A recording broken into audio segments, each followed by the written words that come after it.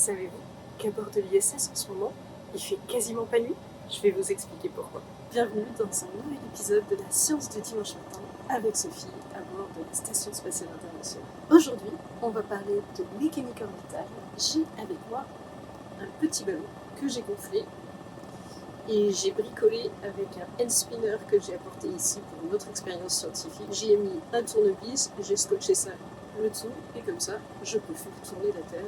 J'ai aussi un magnifique outil que mes amis cosmonautes russes m'ont prêté pour simuler l'orbite de la Station Spatiale Internationale autour de la Terre. La Terre, elle tourne.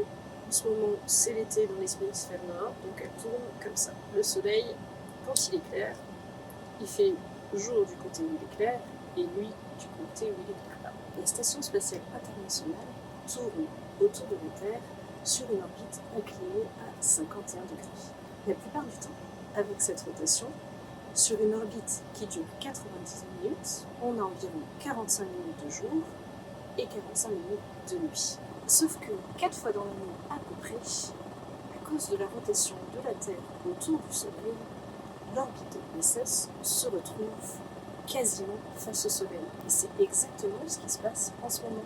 Toute l'orbite de la Station Spatiale Internationale est illuminée par le Soleil. Ce qui fait qu'en ce moment, il fait nuit qu'environ 10 minutes par orbite, au lieu de 45 minutes la plupart du temps.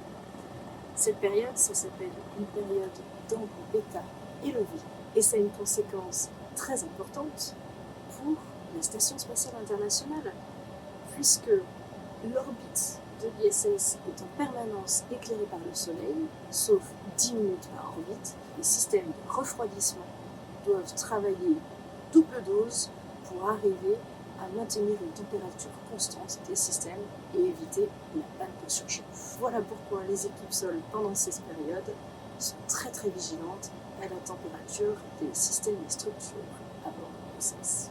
Alors, c'est pas chouette la science? À bientôt pour la suite des aventures. Au fait, vous êtes d'accord avec moi?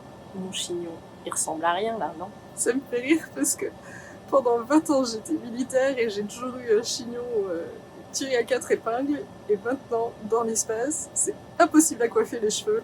Rendez-vous dimanche prochain.